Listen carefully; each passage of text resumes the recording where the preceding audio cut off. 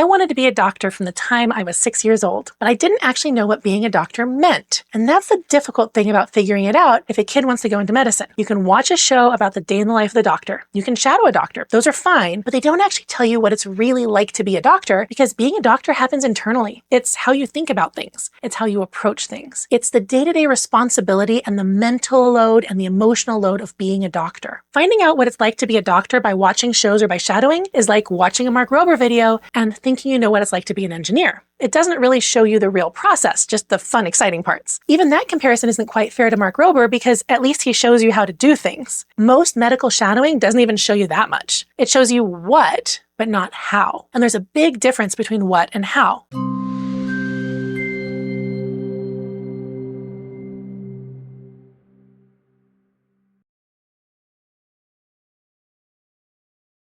Here's what I've noticed. The current recommendation for career exploration is that kids should start very young, just exploring, learning that things exist. But by middle school, we're already losing them. Think about when you were 12 or 13. You were already headed down a path. You were one of the jocks or one of the choir kids or one of the theater kids or one of the nerds. And that led through into high school. You could certainly remake yourself in theory, but a lot of us didn't. A lot of us, we entered middle school kind of squishy, soft elementary school kids, but by the end of it, we were heading into high school, kind of set for who we were going to be. I had the same friends in both middle school and high school. The group changed very little, and it was basically the same people. Some people do reinvent themselves through adolescence, but for most of us, that early exploration is what points us in a direction. So we need to give that kids their options before the middle of middle school at the very latest. When they show up in 6th grade and they're still exploring, then by the end of 8th grade, they're mostly locked in. And this is the part that gets me. Some kids are so excited about medicine when they're little, and they lose that spark by the time they hit middle school because they could not see the path. Nobody ever showed them what it actually meant. So the interest just faded out. We let our kids become completely obsessed with dinosaurs or tigers. We take them to museums, we take them to the zoo, we buy the books. We don't expect any of them to become paleontologists,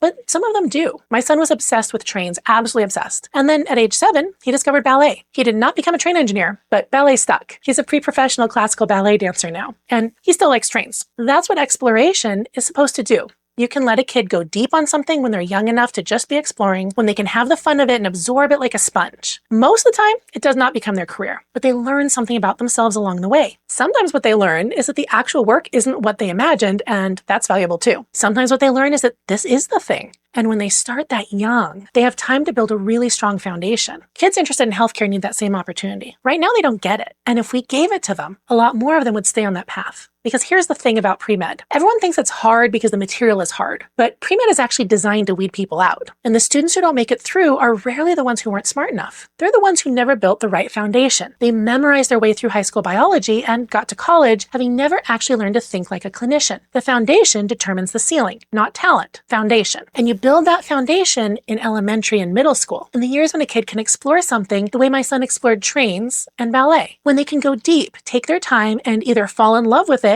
or find out it's not for them, all while they're young enough that there's no pressure and plenty of time left either way. If your kid is interested in medicine, the time to start exploring is now, while they're young. And that's exactly why I built MedPath the way I did. Kids start young enough to just explore, coloring pages, hands-on anatomy, the chance to wonder what's happening in their own bodies. And as they get older, it grows with them, all the way up through real clinical reasoning. It teaches the actual way clinicians think from the very first lesson. Go to docrobinschool.com/medpath to take a look at the preview classroom and see what your kid will actually experience. Take good care.